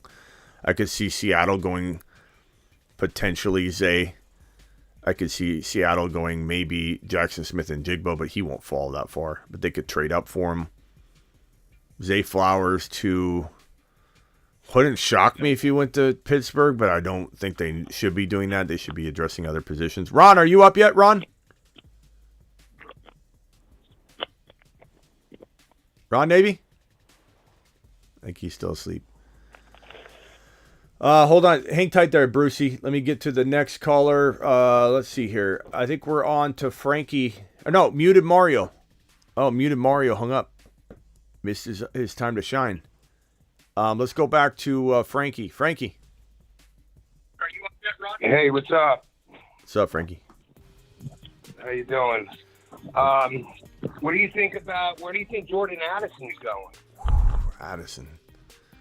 All those locations I just talked about, I think, are all in the cards for Addison as well. Maybe he goes to the Chargers. Maybe he goes to Seattle, potentially. Maybe he goes to New England. I don't want that unless they get Lamar. I really don't. I think if one of the rookie wide receivers, especially JSN, lands in New England and they don't get Lamar, it's going to be a bad situation for his rookie year at least. Houston is for sure going to look at a RB. I'm sorry, a WR. You know, I think Houston getting one of the top two wide receivers is possible here. To pair Addison or JSN with the number 2 overall pick, the quarterback that they select, it's a genius move, and it's what I would do. But I mean, Addison could go any of those locations we spat off. Kenny Pickett keeps banging the table for him. Yeah, I don't know. I mean, do you think they need a third wide? I mean, it wouldn't hurt, but I just think maybe. Well, they made a lot of moves in free agency, you know, fixing their defense and the line. I could see him going tackle, but tackles might be gone. He might be gone top 10 then tackle. I don't really want Addison or Flowers or JSN to go to Pittsburgh because, I mean, we want Pickens to get the lion's share of the work. Bro. Tough to say, though, bro. All right, Fitzy, what else you got, Fitzy? I got a question. So you were talking about Miles Sanders earlier, or somebody brought him up. I would rather have Khalil Herbert over Miles Sanders. I would like your thoughts. I know right now their ADPs are, you know, not similar. So Khalil Herbert's a few rounds later, I think. Yeah. I mean, at the end of the day, I'm more excited about Khalil Herbert. But do I think he's in a better situation right now? I don't know. We don't know. Because the Chicago Bears are a big threat to draft a running back. They're a big threat to trade for one too, or sign Hunt. If you look at Miles Sanders, you know, if he couldn't be the great, you know, running back he quote unquote is in, Philadelphia, I don't think it's going to happen. That offensive line is top tier. Yeah, but Philadelphia. But we mapped out why that probably was. He didn't. I know. Hurts is a rushing quarterback, but even before Hurts got there, I mean, he wasn't. Running back you wanted. He's had moments though. I'm not trying to defend Miles Sanders because I never drafted him. No, yeah, I know, get that.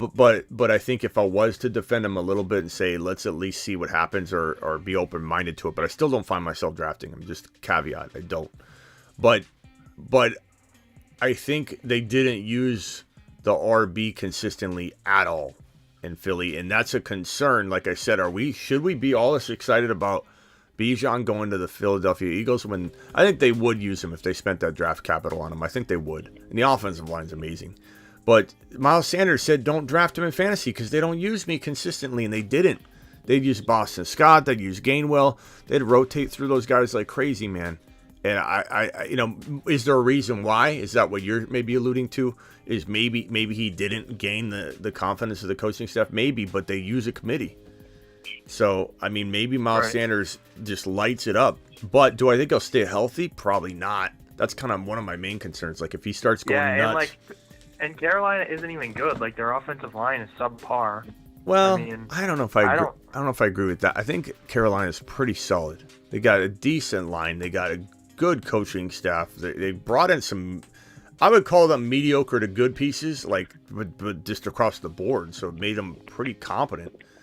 So I don't know. I think it could be a decent spot. I'm kind of anxious to see how it plays out. But again, if he's going in round 5 or 6 and I'm staring at London or Kyle Pitts, or in round 5 or 4-5, I'm looking at Watson. I'm looking at Jahmyr Gibbs in the 4th round. I just can't go Miles Sanders. So I never draft him. I'm with you in a sense, but I feel like I'm a little open-minded to see how it turns out. And I admit I'm coming in with a little bias that I at least recognize, but we'll see. I don't trust him. That's for sure. I don't trust him. If he gets the volume enough to do well, I believe that's a risk for him to get hurt, but we'll see. Yeah, I agree. Let's go back over to Ron Navy. It's still Ron Navy check-in. Ron Navy, are you still asleep?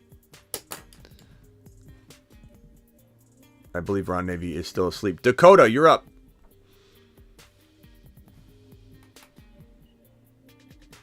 Is Dakota asleep? Oh, yeah. Oh. Yeah, he did.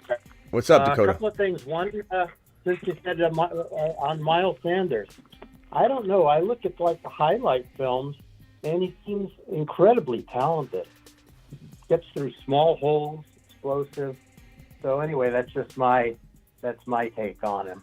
Yeah, I think that's a good assessment. I mean, he's had flashes of it. It's just a matter of why didn't he excel? Well, if you believe it's running back by committee mentality, then that explains it. If you believe it's because he can't put it all together for a long period of time, game after game after game, then that explains it as well. But right. Yeah, I'm not a huge believer, but I'm not also, like I said, willing to admit that I'm coming in with some bias that I can't shake free the stench of what happened, owning him. And I didn't really even own him. I just watched him kind of not deliver year after year. And it kind of, I've always been kind of stay away from Miles Sanders kind of guy. I don't think I've ever supported Miles Sanders. It's just a committee, I just think Bijan would be a little different. I think that they would run Bijan. You draft a guy at 10, which I don't think they necessarily will. But if they drafted him at 10, they're going to use him. And that he's so good, you're going to want to get the football in his hands. Whereas Miles Sanders would do well, but he'd also have times where he wouldn't. He's just smaller too. Bijan would be a beast.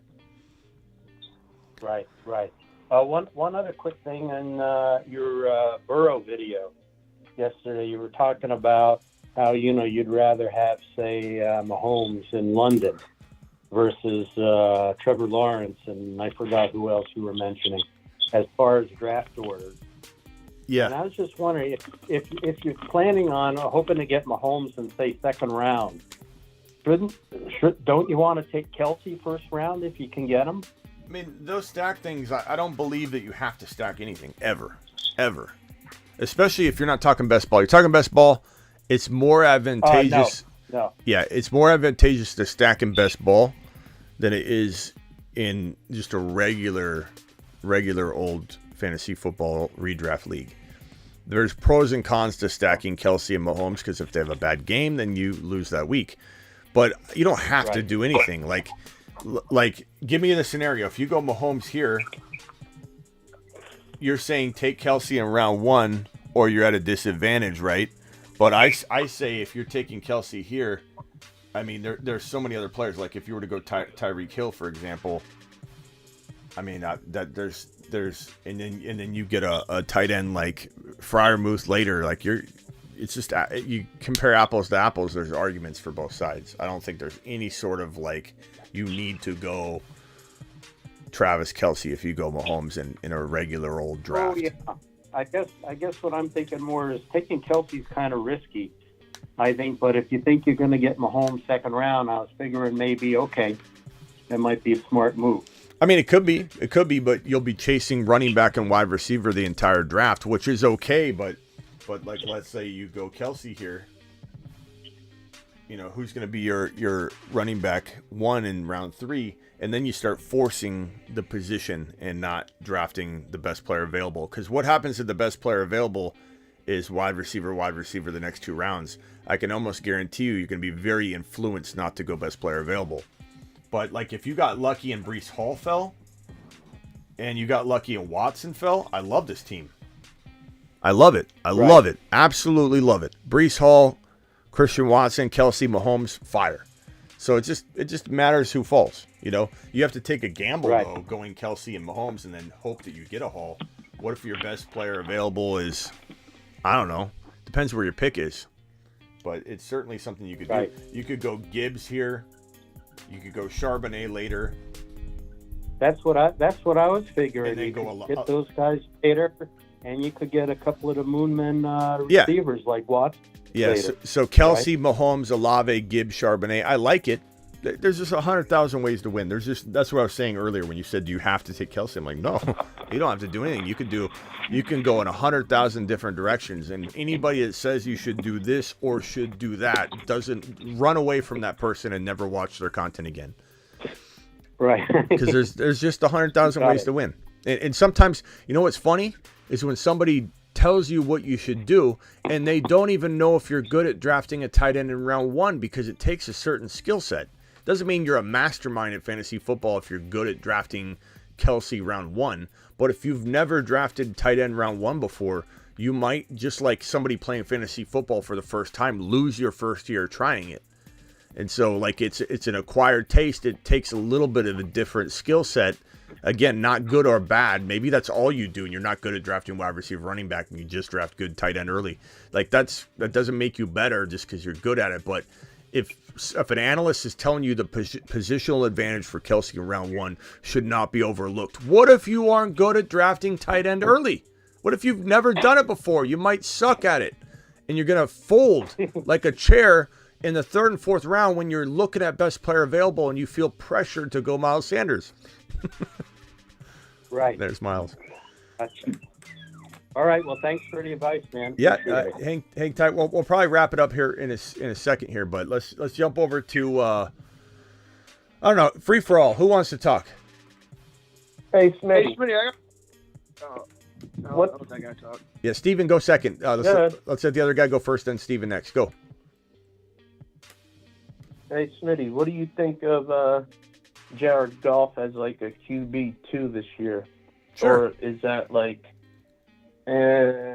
undraftable guy? No, he's definitely QB2 material. You're in a super flex league. He's a fantastic second quarterback. He can flirt with 7 to 12 QB numbers. I give him a wide range because I'm not going to just look at last year and go, it's happening again, boys. Line up and get ready for the Goff train. It's full all aboard, full go again.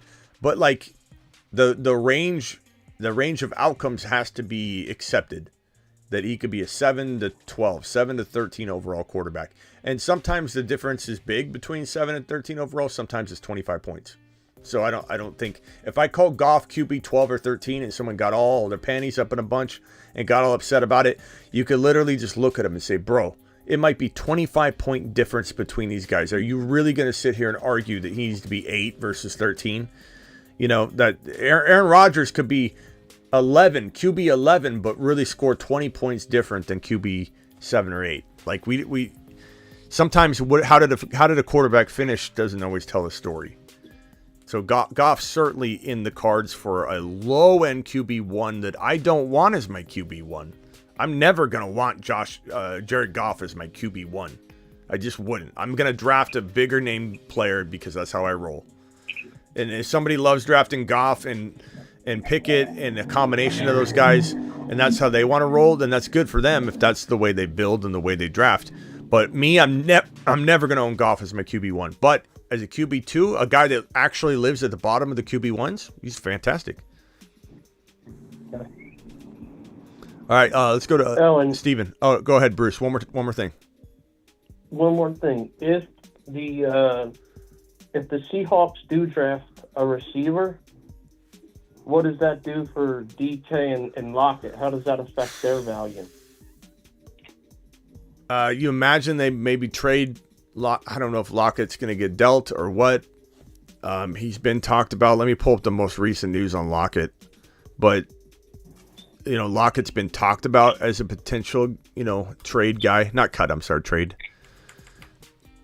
He's also, Lockett could have his contract extended to free up cap space. Who knows? Trade or restructure. But I don't know. It's been talked about. I mean, they signed Geno to a big contract, but yet they're very, very in the Anthony Richardson, sweepstakes at number 5 overall. And, I don't know that they draft a wide receiver at 5. So tough to know they'd have to trade down. So the Seahawks have this number 5 overall pick. They would have to trade down from this pick. And they could take one at 20, though. They also have the 20 overall pick. So, yeah, I guess. I mean, let's say they go, wouldn't it be crazy if they went Anthony Richardson at 5 and he fell, and then they took like Quentin Johnson, or they probably wouldn't take a similar DK Metcalf receiver. They'd probably go Addison. Can you imagine if they got Addison and Anthony Richardson, or Zay Flowers and Anthony Richardson? Zay Flowers matches a Lockett type of player. So if they did end up trading Lockett or just kept him, that would be crazy. They'd have a massive upside for the future. If Seattle got Anthony Richardson and Addison, or Anthony Richardson and Zay Flowers, that'd be a phenomenal draft. But I don't know what they're looking at. I really don't know. Brucey, appreciate you. I'm going to drop everybody off the line after they ask their last question. Brucey, appreciate you, man. Okay. All right. Yep, appreciate you. Yeah, okay, let's go to Steven. Hey, Smitty, I got a question for you. Yep. I know that the draft is coming up. I know it's towards like the end of this month, the 28th, I believe. Would you be considering to do like a live stream just for the first round, get like your live reaction to that? I always do, pal. Or are you just gonna wait till it's done? I'm always live during the draft. Yep. Oh, okay. Yep. Will we be able to call in? Absolutely. During like the draft if we're watching it? Okay. Absolutely. Yep. I'm live every year during the draft, during the entire first round, a little bit before too. Sometimes I'm live like a whole hour or two before. One time I went live, I want to say 2 hours, 3 hours before or something. I don't know. It'll be a long live stream, bro. Don't worry. No, I just wasn't sure if you did that. Cause, yep. I know I have been talking to you since like last year, but I just don't remember if I was talking to you during the draft time, because usually I am like watching it, but I don't know if I'm out or anything. But if I have a chance to call in during the draft, I'll definitely call in. I didn't even know because it's so far away. I didn't even realize that you did that. Yep. All right, Steven. Appreciate you, man. Yeah, no problem. Hey, Smitty, I got a question. Yeah, who's this? Fitzy, what do you got? I think Jordan Love has a chance to be pretty good this year as a sleeper quarterback. Mm-hmm. I like him. I don't know, like as a QB2, like taking him later in the draft. For sure. Like maybe taking like a guy like Justin Fields and then waiting and taking a Jordan Love. Absolutely. He's probably my favorite second quarterback that you can get. Assuming especially if you like draft maybe Christian Watson and then you get him. Yeah. Totally love Jordan Love at that QB2 spot, and in Superflex he's falling so far. Right, it makes me scratch my head why. Yeah. I don't know why. I think he could break out this year. Yeah, I think we're gonna have a good. I think we're gonna at least a good top 8 to 12 QB season out of Jordan Love. And even if, let's say, he struggles to win games and he's developing, I think he throws a lot. And I think Watson being matured and brought along is the best thing that could have ever happened to Jordan Love. If Jordan Love had to go out there last year without Watson being developed, then I think Love would have failed. So it's a critical place that Watson's at right now to be a leader, a veteran. He's going to come in as a 3.5-year receiver, Watson, because of what Aaron Rodgers did for him. That's how far along he is mentally and physically. Aaron Rodgers just does that. Fast tracks everybody. Yeah. I would rather have Jordan Love over a guy like Jared Goff that was brought up earlier, personally. So would I. What's up, Isaac? I mean, I would too, and I know that most people won't agree with that based on what happened last year, based on the weapons, but I like Jordan Love a little bit more than Goff. But Goff's safe. Goff's safer. Goff's safer and he has than the Love. weapons. Yeah, he's safer than Love for sure. But 100%. I just for some reason, I like Jordan Love too. But he definitely comes at more risk. All right, Fitzy, appreciate you, pal. Calling later. All right, well, have a good one. Later. Dakota Dave, final thoughts. I don't have any. All right. I'll let you go. Appreciate you. Another time. Thank you. You too. Frankie, final thoughts. Who's the running back in Miami? Who we drafting over there? Probably Mostert, but it's going to be a rotation, of course. But Mostert and Wilson were both brought back, and I would probably lean toward Mostert, but I think they're both going to just be hurt at some point. Hopefully they draft somebody. Same thing with Buffalo, I think. Damian Harris. They had he ain't gonna stay healthy. Those Miami Dolphin running backs had a very good year combined. It was shocking when you looked at the numbers. 891 for Mostert, and then Jeff Wilson Jr. had let's see here. So 891, and Jeff Wilson Jr. had, what was it? 468. I was just shocked that I felt like they had a couple good games each, and just reflecting back on it. But I think if one of them started, it would be a 1,200, 1,300 yard back, 1,400 yard back for real. I think if one of them could stay healthy, I'm really hoping they bring in somebody else. But looks like we got another who gifted more memberships. TMT gifted 5 YouTube exclusive memberships. Did I miss anybody else? We got East Coast Tatty and TMT. Please raise your hand if you gifted somebody memberships. Let's go. Appreciate you, buddy boy. TMT in the house. Good question. Anything else? No, that's it, Smitty. You're the best, man. Thanks a lot. All right, Frankie. Thank you. Ron Navy, are you awake yet? He's passed out. Ron Navy called in. He had back surgery. He's on the perks. He's on his recliner. He's out cold. He's smart enough to mute himself, or we'd hear him. But Ron Navy on mute. We put him to sleep. We tucked him in. That's all we can do. Ron Navy, I'm going to let you go. Appreciate you calling in and sleeping on the phone line. Our 4th sleeping caller of the year. We've had 4 people that we tucked into bed because this show is so soothing that they just call into the phone line and just let Smitty tuck them in. I'm honored to tuck you all in at night. I truly am. There's a lot of people tell me they have their earpiece in, they're leaned over in the fetal position, listening to the show and the replays, and just like those memes where the wife is looking, what's my husband thinking right now? What's he thinking? And he's just listening to the show. I take pride, and that's how the show is for a lot of you. That's my goal. Ron Navy, I'm letting you go. Sweet dreams, young prince.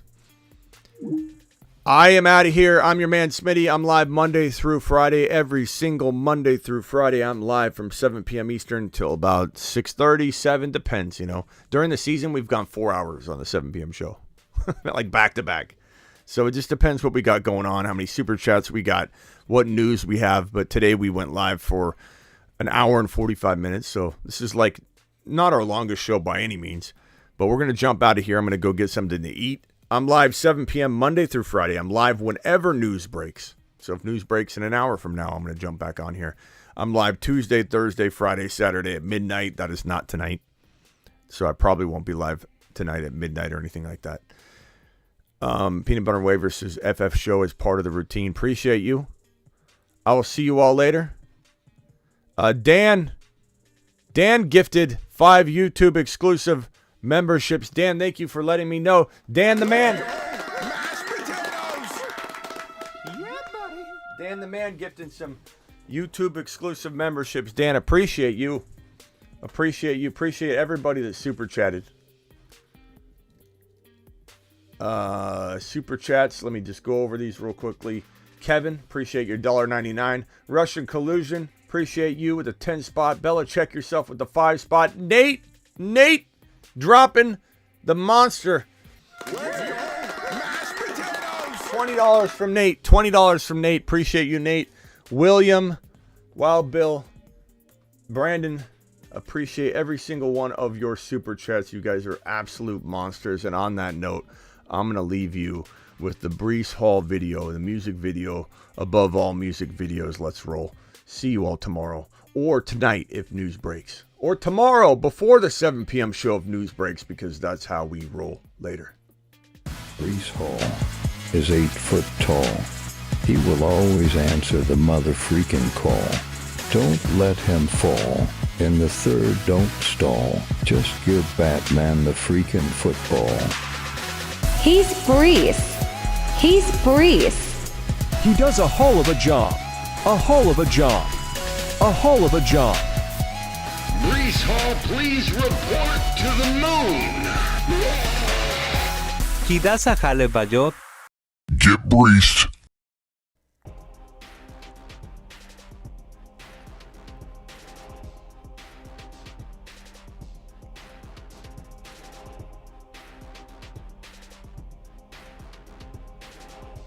Appreciate you, Isaac.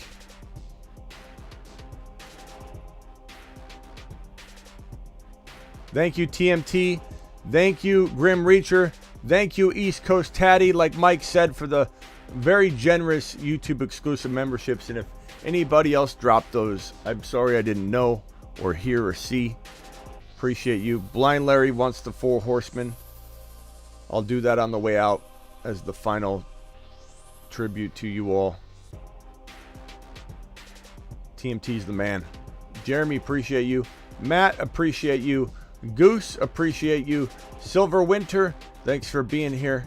Hod, appreciate you. Golf, you're the man. Blind Larry, appreciate you. William. Samaji, he's decent.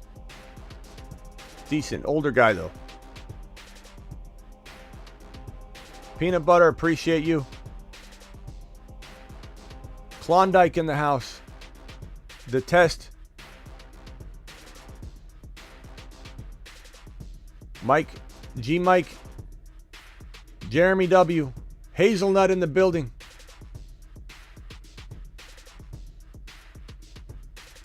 Later, everybody.